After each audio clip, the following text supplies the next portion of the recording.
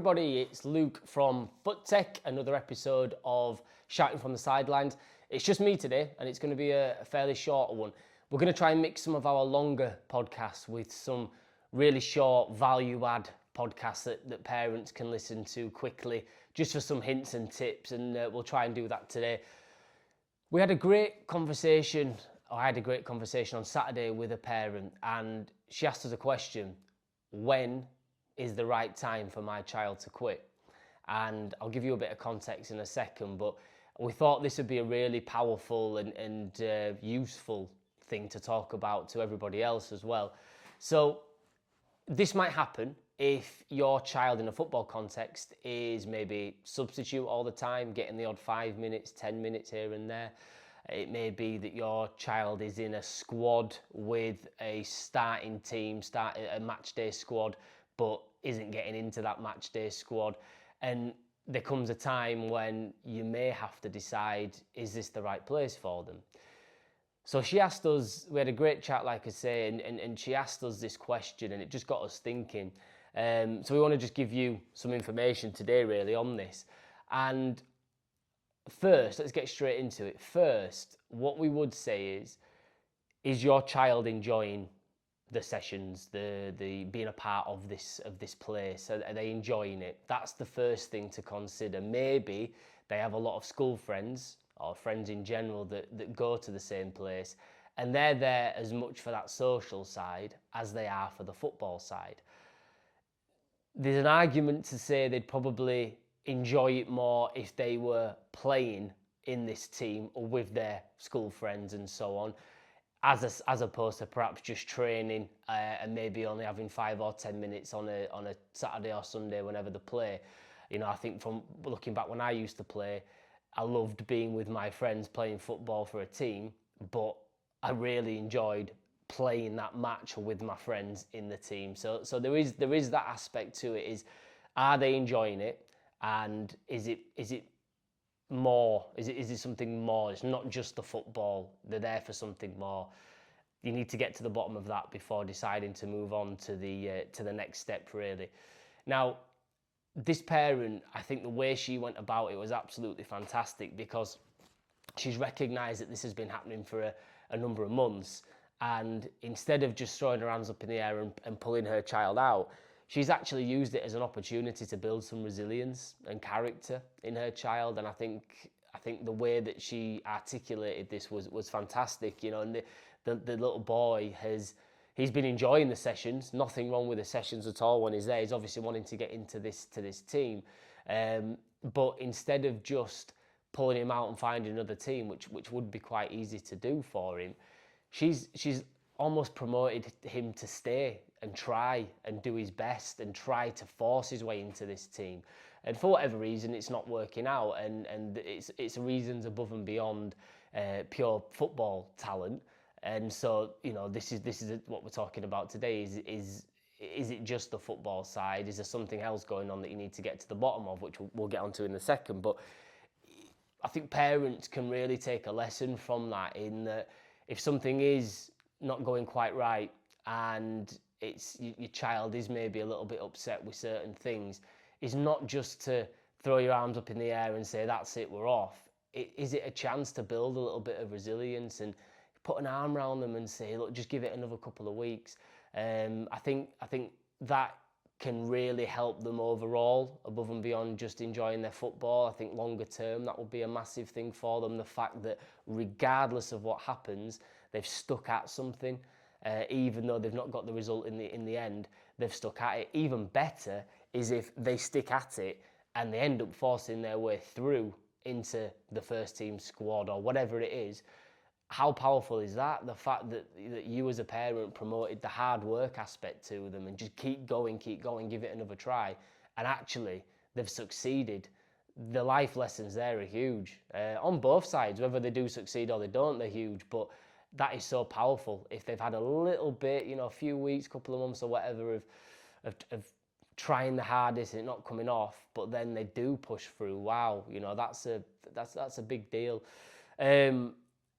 The other thing that I thought was great with this particular parent was she'd she talked to her child about it, and to the point where her child actually was prepared to go and talk to the coach himself, and not from a in a negative point of view. He was going to be phrasing it along the lines of, what can I do? What can I do to get into this team? And looking at that from a coach perspective, if I had a player come to me and ask that question, that is, I mean, in terms of an attitude, ticking the box, that is superb, rather than just not speaking to me and getting your head down and not trying, I guess, and just moping around. The fact that that child would come up to me and say, what can I do to get into this team? As a coach, that's fantastic. That's when you can start giving them stuff to do at home or get them to think about certain things. But I thought that again was a really powerful thing. Maybe age comes into that a little bit, but as a parent, I think that would be a fantastic thing to promote to your child, and that could be in any context, not just football. But the fact that they've actually approached an adult and spoke to an adult without you being there, again, from a softer skills perspective, longer term, how good is that? The fact that you've got a child going to talk to an adult, quite a scary situation. Yeah, it's their coach, but still, and they're going to have this one-to-one conversation with them. That again, from a development point of view, is huge. So another thing to think about there, definitely. I would also say in these situations, is it their problem or is it yours? And what I mean by that is, yes, we all want our child to be in the team. We all want our child to be, that one that's doing really well. But is it your ego that's getting in the way of actually your child's quite enjoying what they're doing? From a coach perspective, me as a coach, every child should be developing, and I'd always promote the fact that children should be playing, getting regular playing time and stuff like that in matches for football and so on.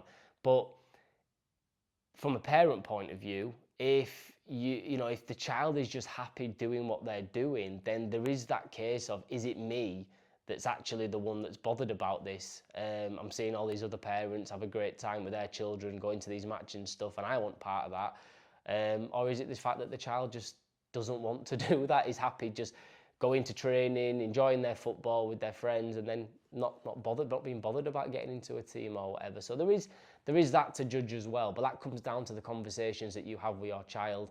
That's maybe not, are you enjoying this? It's maybe just some open questions, and you'll soon get to the bottom of what's happening and whether or not they actually do want to continue this, or do they actually want to have a change, or what do they need to do to change their circumstances within that team. The next point we wanted to make was how best it is to go about something like this.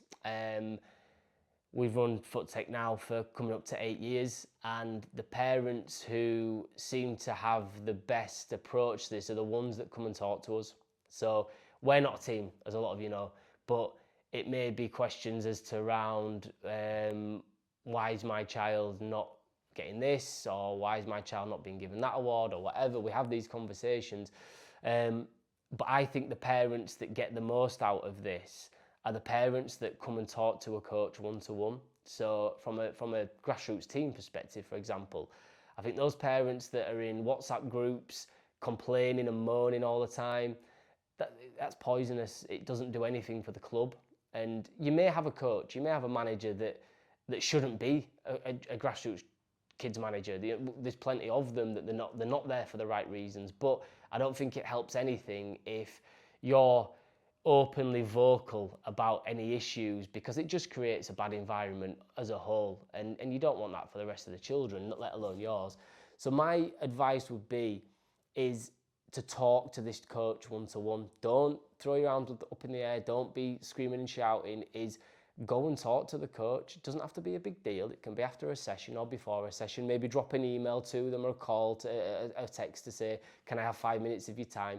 And go about it in the right way. And it comes back to that earlier point.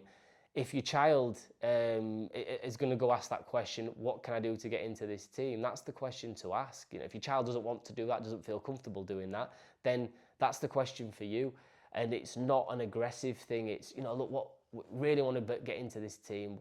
What can we do? What does he need to do it? And he's prepared to work hard. She's prepared to work hard. What have you? From that conversation, And from that nice open question, I believe you will ascertain whether or not that place is for you and your child.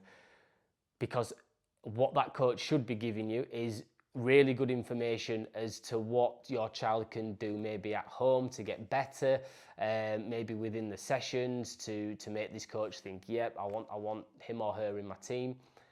But if they're struggling to come to some conclusions with this, that might tell you that actually, this person is probably not going to give my child a chance in this team, and therefore I need to look elsewhere. It may be that they're there to make up the numbers, which sometimes happens. Maybe the coach is a really nice person, and doesn't want to have a difficult conversation around, look, I don't think you're good enough to get into my team, or I've got a squad of players that I like and I like to work with, and they're the team. I don't think you're going to get in. But having that nice open conversation in a non-aggressive way will probably help you understand exactly where you're at, and then you can take it from there.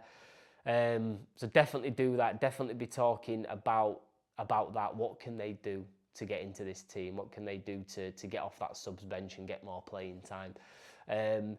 The other thing to think about as well is, what have they learnt in the last, say, 3 months, and what are they likely to learn in the next 3?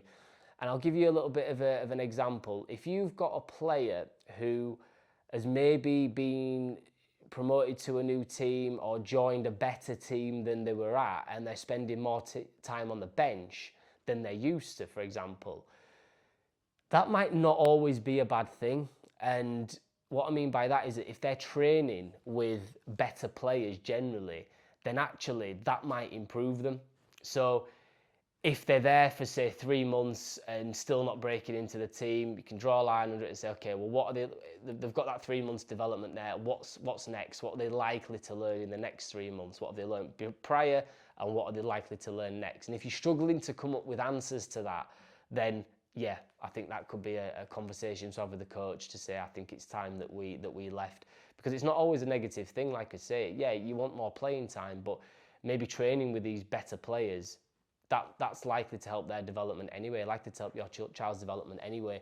The issues that arise, obviously, when perhaps they're not learning, that perhaps they've gone to a team and they're not getting anything out of it, they're not getting any game time, they're not likely to get anything out of it or any game time, and so on. And then, yeah, you've got to make that decision based on what your child wants and also what you're seeing as well.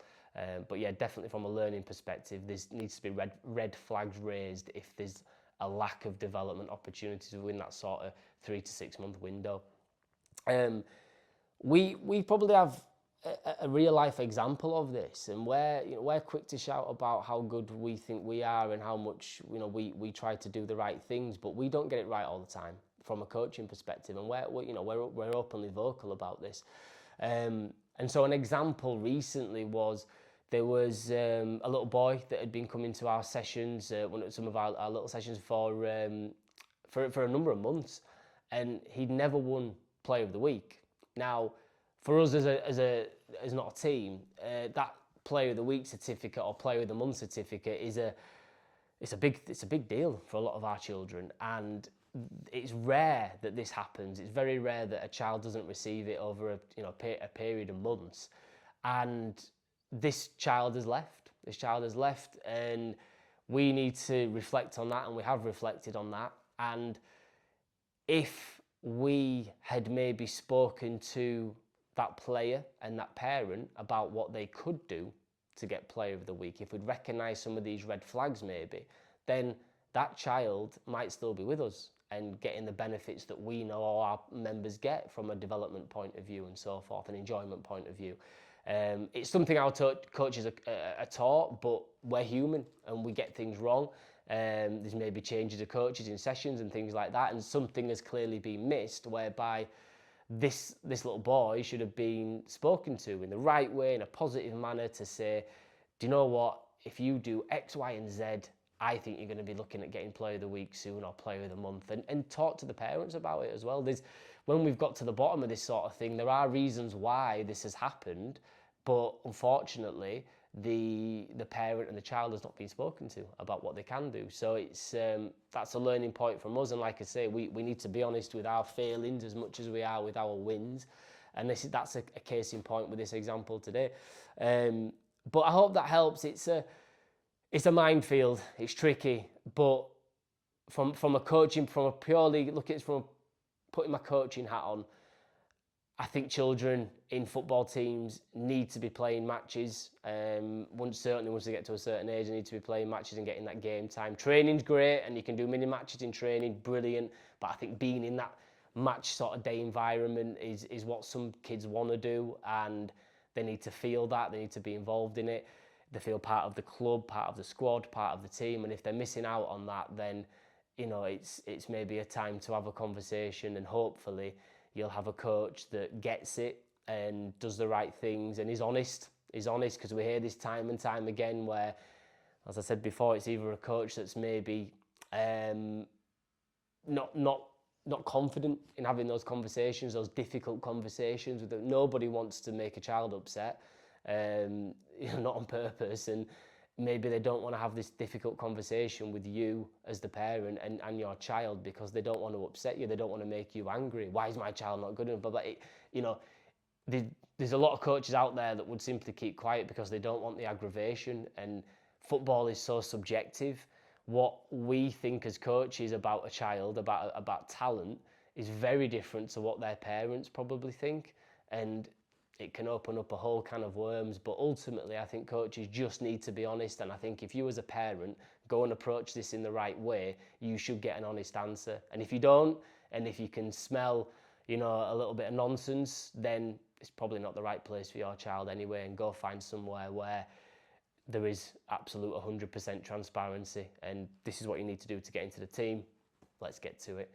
So I hope that helps. We're loving the questions that are coming in, because it helps us put these podcasts together for you and just bits of information. We'll get some blog posts out as well for those that prefer the blog style stuff. But please message us. We really want to know what you guys want to hear about. And we're not trying to say that we're experts and everything else, but we've done this for a long, long time, and we've gone through every eventuality and every little thing you can think of, spoke to thousands of children, thousands of parents. So we have some clues and we have some ideas, and we just want to know what you guys want us to talk about. What do you need help with? Any questions, please just let us know. If you're listening to this on our podcast stations, please subscribe. If you're listening to this on Facebook or wherever, YouTube, please subscribe. It just helps us make sure that we can reach more people. Share it with whoever you want to share it with if you feel that there's some value in there. Thank you for listening, and we'll see you soon.